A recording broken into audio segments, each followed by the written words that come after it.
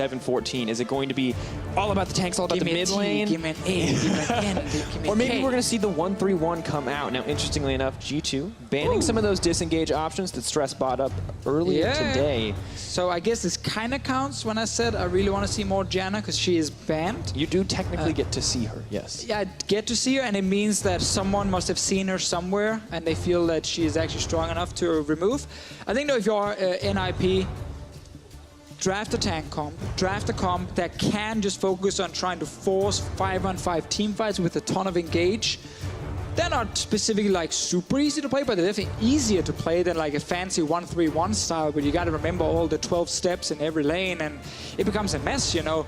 Much easier to just go for some hard engage, and that should be the way forward for NIP, and I think G2 Esports are kind of expecting that. Yeah, interesting. Zach going to be banned away. G2 Esports don't want to run the gambit of trading it for anything else. The Taliyah being banned is honestly a big surprise for me, and Nagne has been a comfort pick for him. Very true. We have seen Perkz play it a few times as well. He's been successful on it. The Zach ban, though, as you highlighted, fun story. Trick has only played it once, and he lost, and he actually looked really bad on it.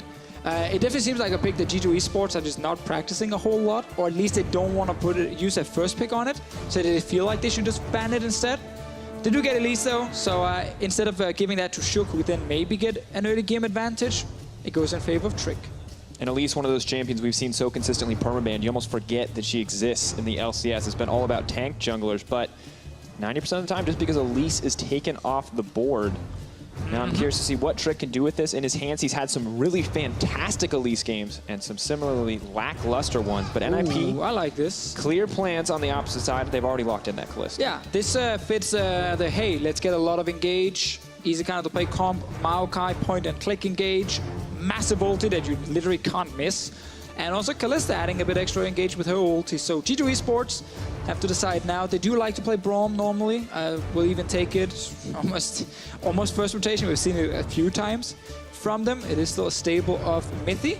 But obviously we know when you see a Kalista on NIP's side and have Spruttle, who is actually a little bit known for his Alistar, that you might look at a Kalista-Alistar combo, and I think G2 Esports, they realize that as well, and they say, you know what, we're just gonna steal We're it. not a fan. We're not a fan of giving you that option. You playing Alistar? No. We're playing Alistar. What a coincidence. Mythi's also known for his Alistar. Hey! But there's such a large pool of melee supports, I think we have to be pretty confident that if they are looking for that engage, that aggressive kind of Kalista team fighting plays, they're still going to have something, just maybe not the dream combo. Flexing the Jays as well, can go top lane, can sit mid lane, actually really good in both lanes right now. I feel like, and you already have Alistar adding as a frontline engage for yourself. So G2 Esports might actually try and opt into a bit of a 1-3-1 comp with some squishy members. But I like the takeaway of the Alistar. Wait a minute, Cho'Gath is Yeah, and I gotta say, it's just very surprising not seeing Cho'Gath be an early priority in pick and ban. Definitely was not the case last week. Showed up in very early on in the week and remained almost 100% pick ban throughout the course of everything. So I've been watching all of LCK on 7-14 right now to really also see how they value the Cho'Gath. And it's very hit and miss. Some games it's not even touched. Other games it can actually get first rotated. Other games it gets banned. But there are definitely a lot of games where it's not even picked up. And I think one of the things that we have seen with Cho'Gath is he's insanely strong, but he's very simple in what he's doing. Like, early game, he doesn't want to do a whole lot. He wants to just farm. He wants to get strong into the late game. And in a team fight, the value of this Cho'Gath, of course, he's a massive tank who actually deals a lot of damage because it scales on HP, and he can basically one-shot an AD carry, almost one-shot an AD carry. So I think teams are trying to figure out how to play around it.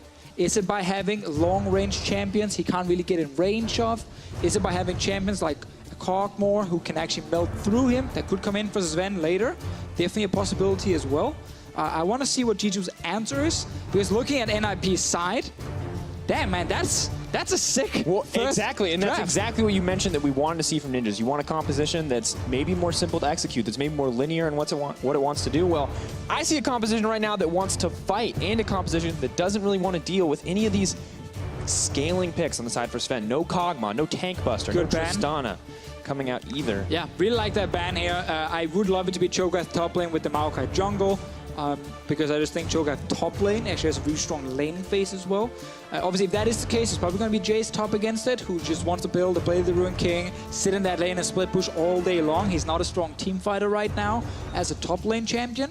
So that might be the go-to option for G2. But man, boys, we talked about Engage. Here's a Rakan. Like, I am loving this draft from NIP right now, simply because they have so many ways of forcing fights. And they have great scaling as well, because they run Maokai Cho'Gath, which is such a deadly combo. In Maokai especially, I got the chance to speak to Sven a little bit before the game today, and I was like, yeah, Maokai just, to me, feels so irritating because of the, the point-click CC. And he's like, I hate that ability. That ability is the most toxic thing in any game, and now he has to go up against it as Zavaris. That is not a good feeling. Yeah, once the Maokai is in range, you're not getting away as Zavaris. You don't have any mobility other than your flash. So this is gonna be a really tough game for Sven to play against all that Engage on the side of NIP. And I know it's obviously G2 versus NIP, so it's very heavily in favor of G2, just ignoring drafts. But I think their composition is way harder to execute than what we're seeing on the side of NIP, where it's actually really, really good team fighting with good scaling and not weak lanes. Cho'Gath top and Kalista Rakan bot lane, they're fine lanes.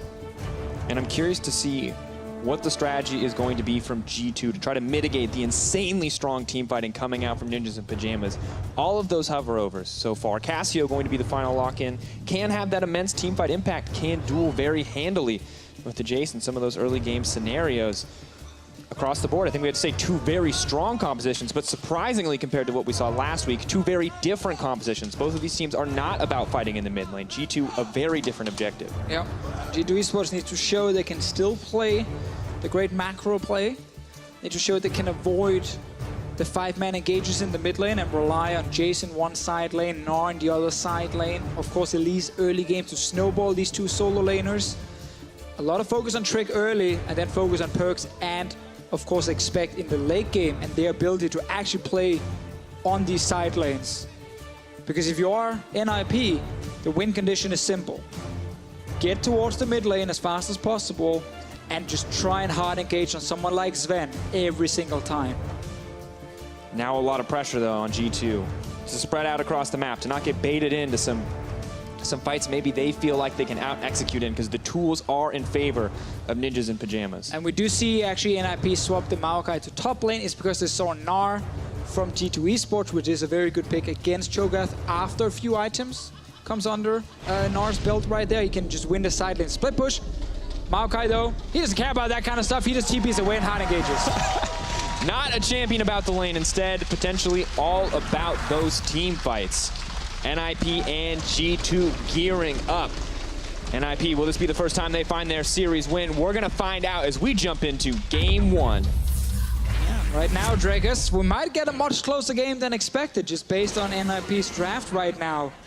If they are able to force the team fights, they might be able to punish G2 eSports if the setup is lacking a little bit with the 1-3-1, which is obviously going to be something we will talk a lot about during the game itself. But early on, though, G2, Jason Gnar with an Elise as backup, strong solo laners that can actually snowball if Trick is on point. I think diving top lane is definitely a possibility in the early game against the Maokai, who tends to lose most lanes. That's something we have to consider. There is the potential that G2 just win this in the laning phase, that they simply out-execute their opposition. They have the immense strength of the Elise early game. And when you think about what this game means for each of these teams, G2 in a very close battle with Misfits to try to get that second place. No one really wants to be in a third place scenario right now. NIP on the upside head, they're not playing for a lot, we have to be honest, but they need to be prepared, they need to be ready as we move closer and closer to the promotion tournament. They're not there 100% yet, but you beat G2. Yeah.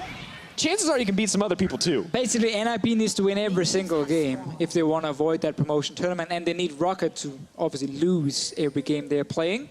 If that happens, NIP can do it. More importantly, though, is just actually improving as much as possible before that potential promotion tournament, because then you're not playing against G2 eSports and Fnatic.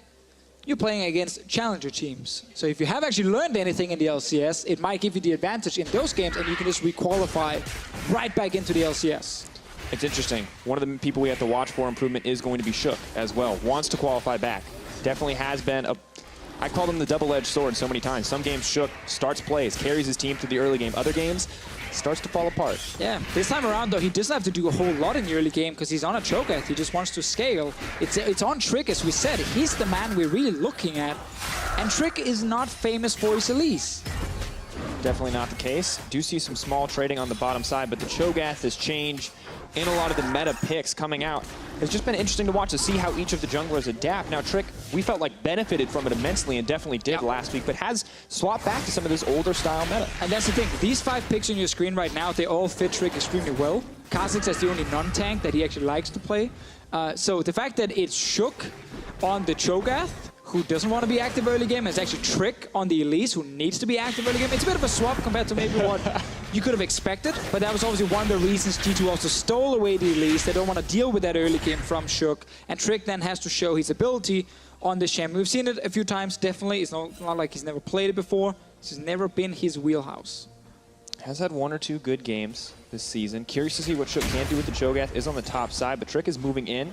The early game strength of the Elise is immense. Luckily, little Golem going to block the Volatile Spotterling, but still Shook forced off. And we hope Zergze is watching this and taking some notes. He played this matchup against Fnatic. He did this exact same invade, but he ended up dying on the way out because he used his Repel and Cocoon and a few things. Trick played it very safe, took their Blast Cone, knew, okay, worst case, you can always flash back out, but no one should actually be able to kill you right there, so he managed to force Shook out of the jungle. No early disadvantage for him. Obviously very hard also to gank anything this early when Cho'Gath with this top lane. So what Shook did, that's important to highlight, is he did his Raptor into his red buff into his Crux on the top side. The reason he's doing that, even though it means he doesn't get an early blue buff, is because then he ends his root on the top side at level 3, where Trick actually would want to go up and kill the Maokai on the tower. But Trick can't kill the Maokai because Shook is right there. So Shook does sacrifice his own pathing a little bit to make sure that Prophet doesn't get killed on the tower at level 3 by an Elise. Because that's what happens in scrims every time for these teams. Is that top laner, he's gone at level 3, 4, 5, 6, and he doesn't want to play the game anymore. And the thing I also like about it is he's not on the top side of his jungle low, approaching the end of a clear, vulnerable potentially to getting out 1v1. So he sets himself up for safety as well as Prophet up for safety. So it is, I think we have to say, really good pathing. And additionally, NIP with some early vision are going to know where Trick is going, and once again will be spotted out as he approaches into the jungle. Yep. Due to the push in the bottom lane against the Alistar lane, who's not the strongest laner. We saw an early ward from Spraddle being placed on the bot side camp as well. See if Trick is showing up there. The fact that they saw him on a ward up there and they don't see him on the camp, they should know he's on the bottom side. Aggressive all-in coming through. Hikyu taking a lot of damage here in the exchange. Hikyu and Spraddle were pushing very aggressively in the first few levels, using the advantage of Kalista, but now things have calmed down a little bit. Are forced to back off, knowing that Elise is on the bottom side and that all-inning very easily could be a death situation. Trick is mid now, walking past the same ward. Perks, that's the wrong guy you're shooting. Moving forward, nice cleanse coming in from Nocne. Calm play, Shook. Moving in, not going to go for anything too aggressive here. Flash is still up for Trick and Perks. Summoner traded for Summoner, but Perks definitely getting the worst end of the life trade, at least. Yeah, so good start from NIP with early wards to find Trick. Shook will show himself top lane. CC setup comes in. Silence first. No, he's not in range. Flash out. But good to get the Summoner spell away. We've talked about this when we see Cho'Gath. We like to see that setup CC in those lanes. Advantage NIP once again. Shook's first gank after farming all the way to level 5 forces a flash. Trick's early ganks has basically done nothing except for a cleanse used by Nocne. So good starting from NIP, tracking the jungler, finding him.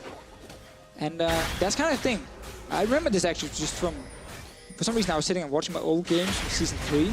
I remember that. I was wondering, I literally asked you, are you super vain? Why are you doing that? It was really weird, but I do remember playing against like Evelyn back in the day. It's a little bit like playing against Elise right now, where in the early game, you're just constantly telling yourself, don't play aggressive if you don't know where the jungler is. The jungler could be here right now and you will die, and this jungler needs to snowball early game.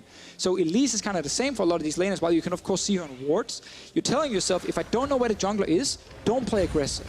Because if she's there, I just messed up, gave her a kill, and she starts snowballing, and it's my fault we're losing the early game. What is it going to be Prophet's fault right now? Expect maybe a bit off more than he can shoot. The silence comes in. Prophet's going to throw down the snare. One cat going to connect. The second cat not going to connect.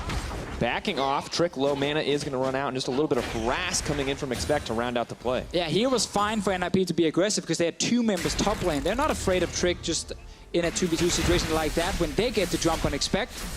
Nocne as well knows the jungler was just top lane without mana, so he plays aggressive in mid lane. And as soon as you get that information, you can actually start doing something in your lane. And Nagne, one of those players that's hard to read because so often he does, some games he does poorly in lane, and other games, as we've seen more through the season, he's been stepping it up, and right now is definitely out-trading Perkz. Perkz has sent multiple shock blasts just in the completely wrong direction. Trying to hit Trick, man. Get out of my lane. Gotta let him know. Yeah, exactly. This is not your CS. He's taking his experience. This is my 1v1. Don't take this from me. Trick always trying to ruin the party in the mid lane. Spraddle once again doing a great job getting full vision of the jungle. They find Trick once more. Should get interrupted. Nope. Nope. That last 0.05 seconds, I believe it is. 0.5 seconds it is. Even if you do get a little damage down, not going to interrupt. Not sure if Mithy got vision there, but is probably going to press it anyway. Now, it is important to highlight, despite us talking about Elise early game, how much she needs to snowball, the early game is not over. And even if she doesn't get a kill in the first 6 levels, like, she's still so strong in terms of burst for the next, like, 10 minutes of this game, even more maybe. So there's plenty of time for G2 to get the advantage they need. You want to give items to Gnar and Jace before they really become spread pushers as well. So while you are a team who wants to snowball early game, you're not on the clock yet. That happens, you know, once we get towards the 20-minute mark, and NIP's tanks, they just come online instantly and they can just say, fight, fight, fight. That's where G2 eSports need to have the advantage before that. Definitely the case, but for Prophet, for Shook, the big tanks on that lineup, not even at the 1 item point, even if 1 item can be pretty terrifying. Righteous Glory, Cinderhulk, definitely noteworthy. As you mentioned, not there yet, so for now, Trick still comfortable, still knows he can win out on the 1v1 duels, so pushing forward, getting a little bit more vision around the Dragon. Ocean Drake, irritating to play against for the laners, strong for the junglers to have, but definitely not infernal in terms of the early priority from teams. That's your Trick. If you can't gank the lanes, gank the Dragon. Nope, expect going to move forward. CC still does go on to Prophet, twisted advance, not quite going to dodge out on the wallop, so not what he wanted there, hoping for a little bit of an outplay. 3 stacks in the Hyper, he is just walking him down. Flash out from Prophet, expect. Not going to follow this one up, but very good engage on the tail end of that Mega Gnar. As you can see, every top lane in Europe, they are thrilled that Maokai top is once again meta, so they can get to play him in lane. And you're basically punching back, you do nothing else but sit there and just take hits in the face 24/7 until your team says now they're ready, and then you TP away and you actually join team fights. So Prophet can't really do anything in this 1v1. Trick once again trying to ruin the 1v1 party in the mid lane. I gotta say, linear skill shots have not been the strength for the jungle mid duo right now for G2. A lot of empowered shock blast missing, a lot of cocoons missing. Nagne should definitely feel the pressure in the mid lane, but despite all of the attention that has been given over to Perkz, still 94 to 82 in terms of CS. So Nagne playing the early laning phase very well. Great start from him. Prophet, no surprise, being pushed onto his tower. Shook is just farming in his jungle. Pulled off 2 ganks, got a flash from one of them, forced Trick and expect back on the other one. So can't really fault him for his early game on this Cho'Gath. And NIP right now are still doing fine in this early laning phase. And I want to see what happens as we get closer to the mid game, because that is the question. That's when their composition comes online, as you mentioned. The ARAMs in the mid lane, as we colloquially call them, you know, the fights, the focus on fighting around the mid lane. Haven't seen it yet, but when it does happen, is that when we're going to see Shook execute in these fights? Because for now, as you mentioned, solid early game. Getting out impact you don't always expect from a Cho'Gath. As we look at the jungler on the opposite side, still waiting for Trick to impact one of these lanes. Might have to wait even longer. He's going back to his Spraddle. He wants to fight. Not exactly the guy you want to fight. I just got excited for nothing. That's the last time. It's easy. It's easy to get baited in. That's the nature of Rakan, man. It's just easier to get excited in case something happens than try and predict in the moment if you should get excited or not. That's the worst. We've definitely both done that one. The one where it's like, yeah, he's fine. He's going to live. And then the Ignite and the ult comes in. You're like, oh, never mind. They're all in and he's dead. I'm still talking like nothing's happening, but he's dead. That is the worst part. That is the worst. But then it's also, you can also get too hype if the game is actually not, you know, that crazy what's happening, and it wasn't like a sick outplay, and suddenly we just start screaming like it's the biggest outplay in the world. So there's both ways. Caster issues. Yeah, the issue is I think you always want to err on the side of like, oh, maybe not a big outplay, and I'm like, he flashed a skill shot. Outplayed. I just want the players to know that it takes more to impress me than killing someone like Perkz in lane. I love like, that I you need to see think you that they're kill. worried about That is your the opinion. thing. They should be. I want to see them kill Perks, Trick, and Expect at the same time in a 1v3, and then I will bless them with my hype. All I'm saying, Nagne, Hey, NIP Nagne. needs a little bit of hype. This I've might seen be you your chance. 2v1. You could level it up to the 3v1 today. Profit, though. Maybe not quite so lucky. It's just going to get knocked back into that wall. Oh, that's insane. It's a slow walk down. Oh, maybe okay. not comes out. Just sorry, I got hyped again there. See, I thought Okay, it's okay. I thought it was one of the Contain it, moments. Officio. I thought it was one of the big ones. Trick gets the Rift Herald. That's good for him. Finally, he can actually do something in his lanes, which is click on the Rift Herald button. There you go. The cats. Not great on the hit cocoon counter for Trick, but is continuing to put pressure down on the top side. Now for NIP, when you look at NIP, there's a lot of weaknesses, and that's very clear. But one of the few strengths of NIP is that they usually are very even going into the early game. Actually, pretty solid in a lot of cases, which you wouldn't expect when you look at their record. Oh, this one is definitely even as well, slightly behind in gold only, but their composition does just want to scale. You have your tanks. You don't need to fight early game. You have a Cassiopeia as well. So this is perfectly fine for NIP.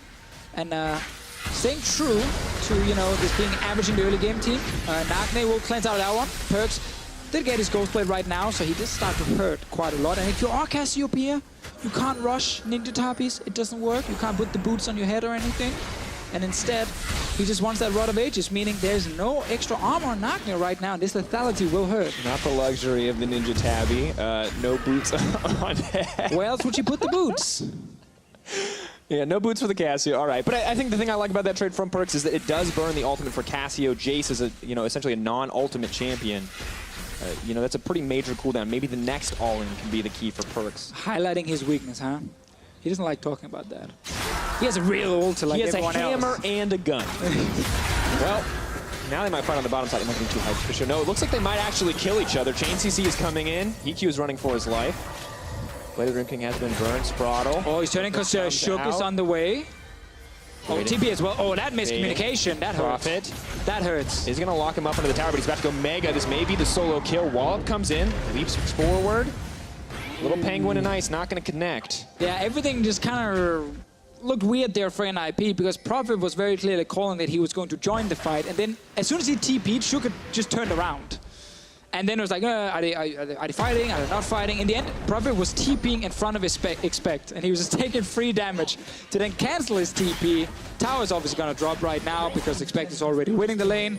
Shook now found his way to the bottom lane. Oh, this is bad news. Chain CC comes in. Silence will still get the Unbreakable Will out. Sven backing off. It's going to be a small trade on the bottom side, though. No follow-up, no ultimates available for NIP to commit. And this is where you can see some of the problems for NIP. The communication between Prophet and the rest of the team is still not on point. That play or that fight before, or a little move, could have resulted in something much bigger for them. Perks is kind of baiting. Shook's at the point where he's like, all right, so no matter where I throw the Q, you're going to dodge it. And Perks is at the point where he knows that as well, so... And that's why Shook is smart. If you don't use it, you can't miss it. Which means you actually never made a mistake. You would be a terrible coach. Can I just say that? No. Look, as long as you never try anything, guys, don't you're try. never going to fail. See? It's not your fault if the enemy team does something great, as long as you didn't fail anything on your side. Well, one success for G2 is that they are going to be able to take down the tower, power the Rift Herald that they were able to secure earlier on. And normally, NIP coming in with maybe a bit more even at the 15-minute mark, but the explosion of objectives across the map has given G2 a significant lead. And it's so frustrating when you watch NIP and you see this early game actually go pretty well for them with the scale and comp. And then that play before where they completely miscommunicate the TP with the gank from Shook, and it all gets cancelled. Which means Shook is now stuck on the bottom side, not able to do anything, and they lose top tower, they lose mid tower, and then suddenly, everything they just did just kind of fell apart. And now it is suddenly the 3-kick goal lead for G2 eSports. It is the Gnar and the Jace getting items under their belt without Trick actually having to do a whole lot. Like, this was built around just the laners winning, and then that Rift Herald coming in. And I really got to say, we need to praise G2. This is a slow, calculated playstyle that we generally like to see. NIP's bot lane doing a good job to survive this long, but G2 building a gold lead entirely out of map objectives. Definitely not a playstyle I'd say we've seen from them in a while. Could just be because they're up against NIP, but regardless, Feels like a good look for a team who's kind of fighting their way back to the top right now. They really, really want to get back to that #1 spot. It is hurting them that they've lost that #1. Fnatic still sitting with it, the rival of G2 eSports as well. Do you know when they're playing each other, Drakus? I do, conveniently. Is it week 10? It might be week 10. Is it Saturday in week 10? I believe it is. Is it Saturday in week 10? It might be Saturday, I think the it 12th might of be. August in week 10. That might be a hype graphic next game, just teasing that one. Let's see. Point is, Fnatic will play G2 week 10. Needless to say, we're all excited, but for now, GPU's going to have to make it through. Oh, there it is! Ooh! This was actually supposed to be game 2, but we just baited everyone. Surprise. Can't trust us. All right, well, G2 eSports News versus Fnatic, Saturday, 12th of August. Mark it in your calendar. You're here, you're watching. Some people talk about, you know, McGregor versus Mayweather. I talk about G2 versus Fnatic. Like, that is the match. Look, all I'm saying is, one of them's an MMA fighter, one of them's a boxer. We have 2 League of Legends teams. There's no weird mismatch there. That is true. That is definitely true. Now, though, as we focus back on the game, I've got an interesting statistic for you. So I try to figure out how to deliver those better. Quick shot, definitely the veteran. Why are you all trying to become quick shot? I'm not trying to become a quick shot. Someone just whispered a fun fact in my ear and I want to share it with you. Okay. I'm not going to go, hashtag quick stats, guys. But he would like that if I said that. Now, 1830, latest First Blood. It's now 1831. Now, whenever a kill happens, it'll be the latest. Deficio, last season's latest First Blood was about 28 minutes. And we casted that game. We casted it, Misfits versus Vitality, and now I remember. We get the pleasure of the run back. Fun story, Shook was in that game too. On Vitality. Basically, when Shook is not able to get early kills, no one gets early kills. I like that authority. That's apparently a rule right now. G2 eSports, of course, they are playing what they consider the perfect game. So it's all about the fancy objectives. It's NIP who wants the kills, but they also wanted time. They wanted to scale, so they were making the calls saying, guys, before 20 minutes, no fighting.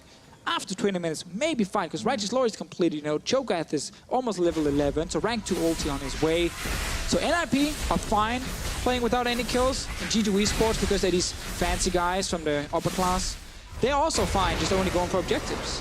Why are you doing air quotes? I don't know why I did air quotes, the viewers can't see them, but yeah. All right, well. Spoiled kids on the side of G2. All right. They're playing the fancy game. They don't need to get their hands dirty. At least that's how it would appear so far. But I feel like if you're right, if NIP are a team that's looking to come online around the 20-minute mark, that may change. But how does NIP force these fights? How does NIP force G2 into the mid lane where they can set up that Thunderdome, that arena? Right, so it's not just like run 5-man mid and nothing else, because there's of course multiple lanes on the map you gotta take care of. So what you wanna do is when Nagne finally gets to push out the top lane wave towards like the river, he wants to move down and join his team in the mid lane. And that's when NIP with TP from Prophet, who's about to die. Oh, nope. Twisted advance underneath. Long can expect back in. Beautiful mechanics to dodge that up. And now the fight in the mid lane. First blood actually going to be Sven taken down. So we just talked about this. Or rather, Nagne right now did not have time to push out the lane and top and move down to join his team. It was G2 because they had already pushed the lane with perks that had a tempo advantage on moving perks to the mid lane faster, forcing the fight. This is what NIP wants to do. What G2 just did is what NIP wants to do. Thought, because that's the flash cocoon, and Shook's going to have to run for his life, or it's just going to be a free Baron over to G2. Perks going to be a bit more hungry for blood. Nagne running for his life. Oh, nice dodge. Used. Sidestep coming in. They're committing under the tower. Perks now could be in trouble. Nagne looking for the outplay. He's going to get one. Flash forward. Expect is there to play cleanup. Save the name of that mid laner, but Shook still on the hunt, is going to have to back off. All right, so in the end, we get 3 kills for G2, 1 for NIP. We did promise the 20 minutes, you know, that's where we're going to start seeing the kills, and it did happen. But basically, everything G2 did right there, it's exactly what NIP wants to do. Your side laner pushes out, goes to the mid lane, and then you force a fight. Now that is much easier for NIP to do normally because they have hard engage. So this is actually a situation where NIP should not get caught. Because look at your minimap, guys. Cassiopeia is not there. NIP needs to just surrender the mid lane and say, our mid laner is not here. Enemy mid laner could be. Back away. Otherwise we will get engaged on and we could die. They didn't respect that. That's why they got engaged on and died here. The cool thing for NIP is it's much easier for them to make this play G2 just made.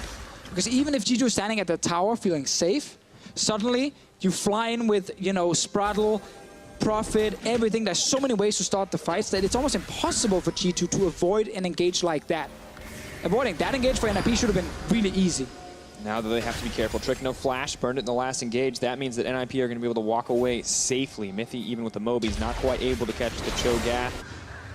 We have to keep our eyes on each of these teams. Where are they going to fight? Expecting Meganar. This is the one time where he will have more team fight impact. So right now, G2, they don't have anyone hard pushing top lane. So NIP, they actually have a small chance in the mid lane to force something. But now they seem to be actually hovering around Baron Vision instead. Wait, they're gonna rush this one down and try and force a fight around it? Okay, they wanna force a fight at Baron, guys. Hey, you wanna start a fight, this is a good way to do it. Now G2 will get a little bit of information. They will spot this out and they're moving in. You gotta turn here. NIP, you wanna turn. On the way, TP coming. They got Rend and Feast.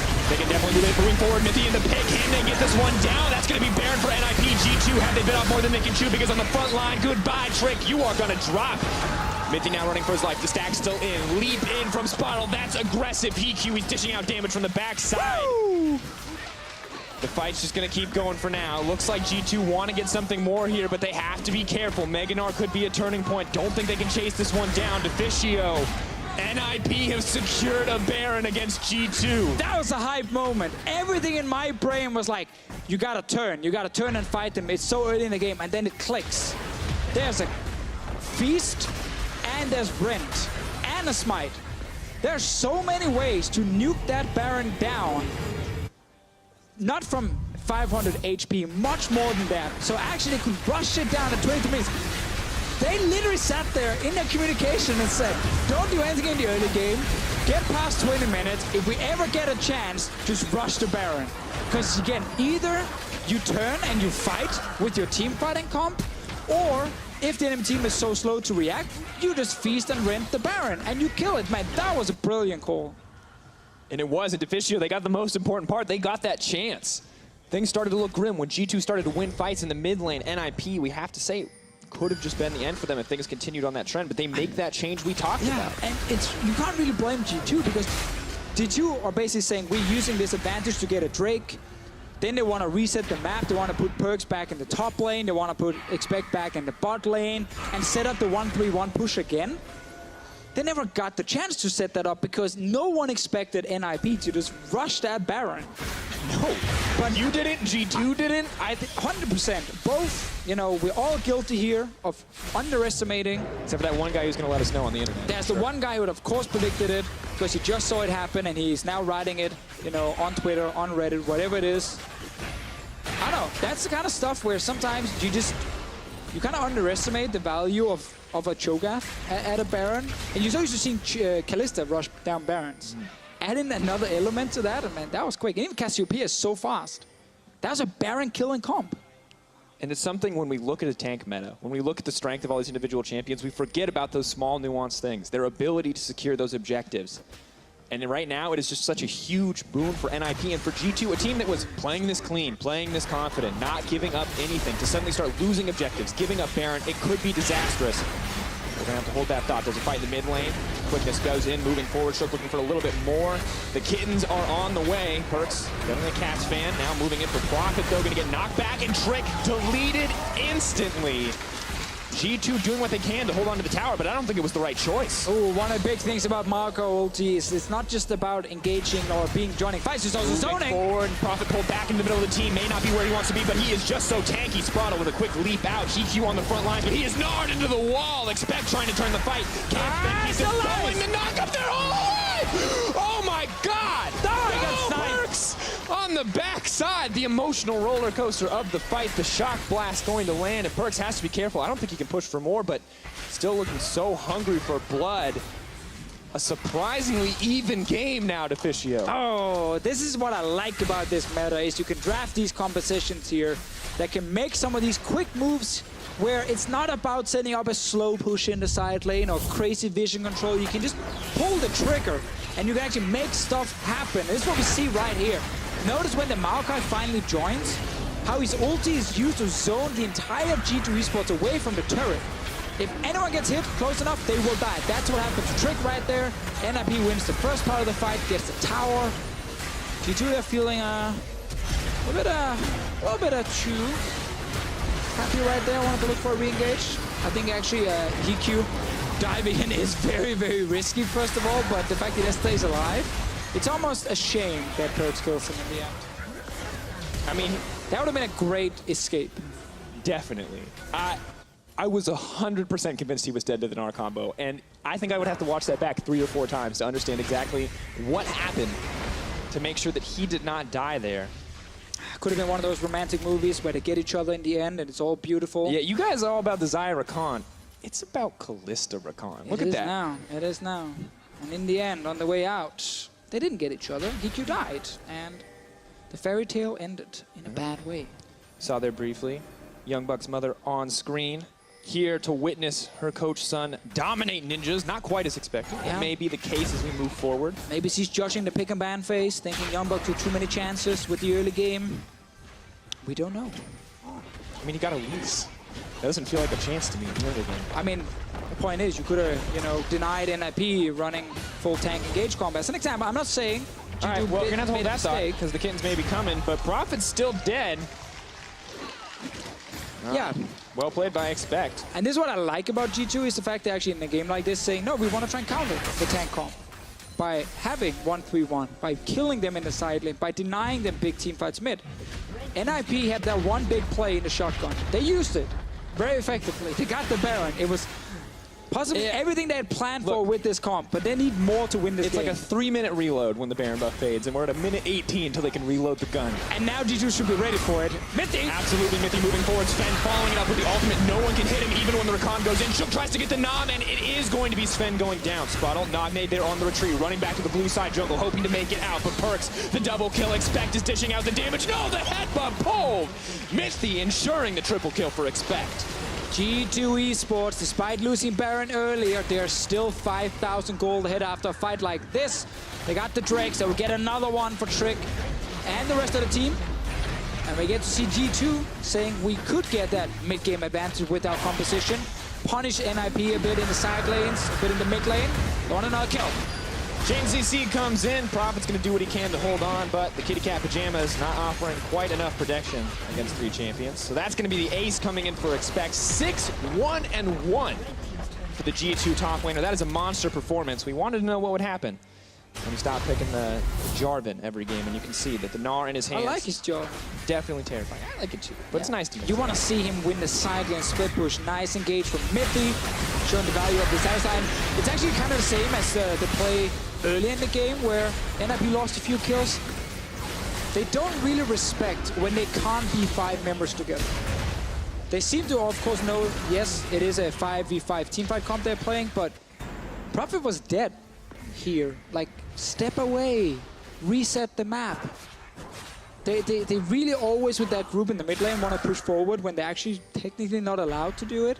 And they've been punished twice now by G2 eSports, and it's cost them a lot. And clearly they're allowed, just not the right choice. Now, Mithy says no. Mithy not a fan, clearly. And without the Maokai there to threaten the backline, Mithy is free to force those engages, to be that aggressive frontline Alistar leaping into the fight. Doesn't have to worry so much about peeling for the backline, although Shook did manage to get out enough damage as the Cho'Gath continues to be a massive threat for that Varus. Baron is alive, so what NIP is called now is push down mid lane again and see if you can walk in towards the Baron pit and try and set it up. So they push down mid lane with 5, they ignore the side lanes. That bot lane wave doesn't exist for them. That lane doesn't even exist at all. It's all about mid lane and Baron. So they might just try and do exactly the same play. Start it, either turn and fight or rush it down. They have to now turn and fight, clearly. Start it. It is started. Now they're turning and fighting. A bit of poke on the backside. Arrows coming over from Varus as well, chipping down the teamfight comp. As we said, G2 this time around are like, yeah, I think I've seen this play before. You are going to rush the Baron as soon as it spawns. And they are all 5 members around. Even Expect was like, I'm not going to go over that wave in top lane or bot lane. He's like, I'm going to go join my team. So I guess... Got to praise G2. They're adapting in-game, not always something that we credit them for, but clearly aware of what NIP are trying to do and willing to play around it. Now they've started to bear themselves. 5K ticking low. Come on, Shook. Is he going to go for it? Headbutt pull, trying to keep it healthy. They are going to secure it in the end, but this is now the engage. Ball not quite going to connect. In come the Kitty Cat. Sven will be rooted up. GQ throwing out damage. Has the team behind him. NIP fighting front to back. Only Mithy in the back of the team, but Prophet is taking so much damage. Perks doing so much in exchange, but Brawlo is going to find the knockup. Members dropping left and right. It is a trade of blows, but Trick is doing so much to shred through these tanks, and Sven and Expect are still alive. So far, it is the 4-for-1. That is a 5-for-1 trade. Triple kill for that Elise. Right there, we see G2 eSports being the team rushing down in the Baron and then taking the fight. Mithy's always behind the enemy lines here, being super annoying on this Alistar. And it's allowing his carries to actually sit there and deal enough damage. We have not seen NIP really set up a massive team fight where they could just run to the back line of G2 eSports. Instead, it's great kiting from G2 and actually really good fighting from them. Patience, knowing when to go in, knowing when to commit those major cooldowns and the risk of going down. This is going to be G2 walking it in, folks. There were a few moments of brilliance coming in for NIP. The aggressive Baron call, but when you try to rinse and repeat against a team like G2, it doesn't always work out for you. Trick now on a rampage, but the Nexus drops, and that's going to be game one for G2. G2 showing it's not just about drafting the full-on tank teamfight comp. There is definitely a lot in terms of execution, and one of the things we highlighted in the pick and ban phase was that, yes, it looks really good on paper for NIP right now with all the picks they're getting, but it is still NIP versus G2. There is a big gap in skill between the teams. I think G2 did a great thing here where they took the Elise, they said, let's play 1-3-1 against the tanks, let's practice it on stage. And they actually showed some good moves, you know, getting pressure topside with Jace, move him into mid lane, force a fight, and the Baron play, that was just a great call from NIP, more than anything. And that was actually the only thing that kind of went wrong for G2 eSports. I mean, we have to praise NIP for that, but at the end of the day, G2 continued to adapt, continued to be the smarter team over the course of this game, and I feel like NIP, yes, they saw that play, they saw that they could do it again, but they didn't have the vision, they didn't have the setup, they didn't have the same advantage this time around. Well, G2 took the lead in this series. Let's get some thoughts from our analysts on their win. Thank you very much, Dracos, and I want to look at what we predicted what would happen before the game and what actually played out in picks and bans and in the game, because who we highlighted, Trick, he's doing great in the tank meta, he loves that Sejuani, he loves that Gragas, but G2 come out with a completely different game plan against what, in my opinion, was a very, very strong draft from NIP. Yes, they decided to go for an early game focused comp by picking things like a Jace, picking the Elise, and basically saying, we need to snowball the early game. Now, the big thing you have to highlight is that early game doesn't mean like first 5 minutes or first 10 minutes. Like, you have a fairly decent window of like the first 15 to 20 minutes of the game, but we didn't see first blood until 20 minutes and 22 seconds. So what happened? Were the ganks not completely on point? Were they well defended by NIP? Why were there no kills in that long time of the game? A lot of it was thanks to Shook. Like, a lot of his counter ganks were really good. We saw a lot of those 2v2 skirmishes actually going in NIP's favor, where it was actually the Elise losing out on these trades, and it's like, power of tanks, they're kind of strong. Even in the early game, like, their base values are pretty high, but they don't scale very well. And so you're looking at how effective they can be at just getting themselves through the laning phase. And I was very impressed with how well NIP were holding their own. In the mid lane, Nagne, he had a pretty significant advantage over Perks too.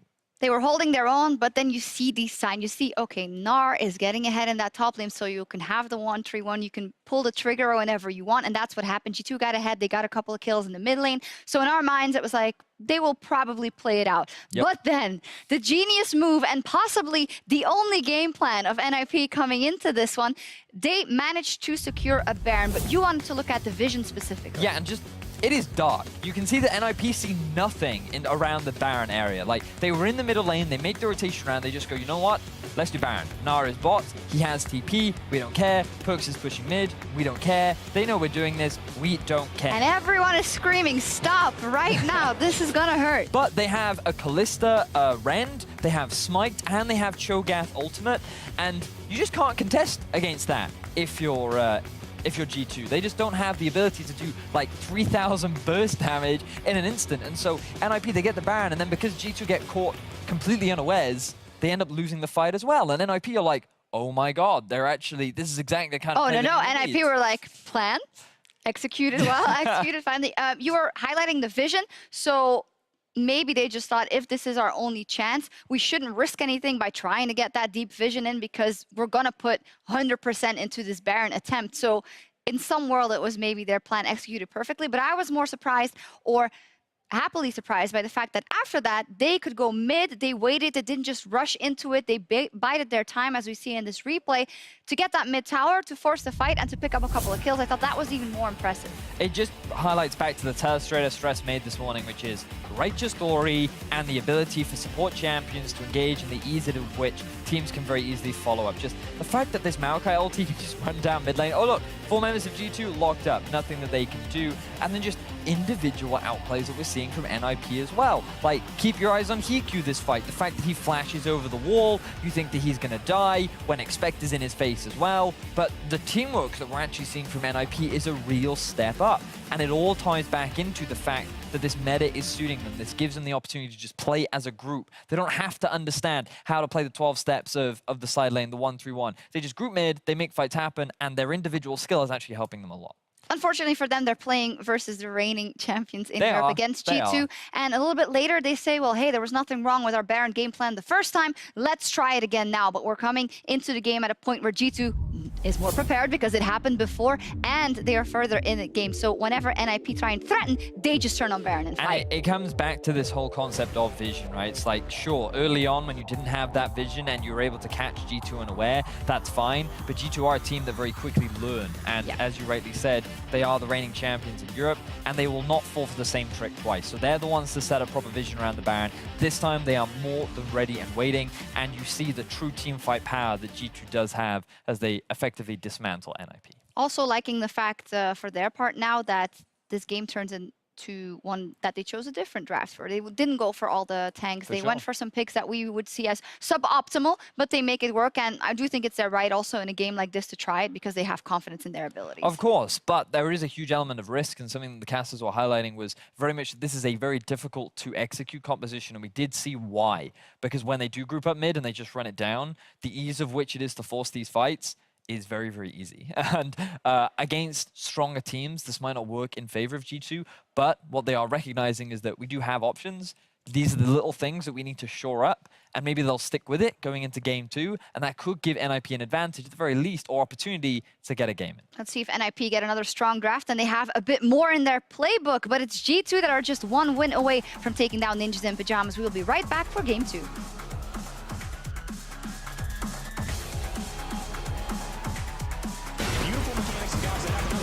First blood actually going to be Sven taken down. And they get this one down. That's going to be Baron for NIP. G2 have they bit off more than they can chew because on the front line, goodbye, Trick. You are going to drop. Mithy now running for his life. The stack still in. Leap in from Spottle. That's aggressive. He is gnawed into the wall. Expect trying to turn the fight. He's going to knock up there. Oh my God. Oh my god. Push it, I can solo, you guys go. NIP fighting front to back. Only Mithy in the back of the team, but Prophet is taking so much damage. Perks doing so much in exchange, but Brotto is going to find the knockup. Members dropping left and right. It is a trade of blows. Doesn't always work out for you. Trick now on a rampage, but the Nexus drops, and that's going to be game 1 for G2.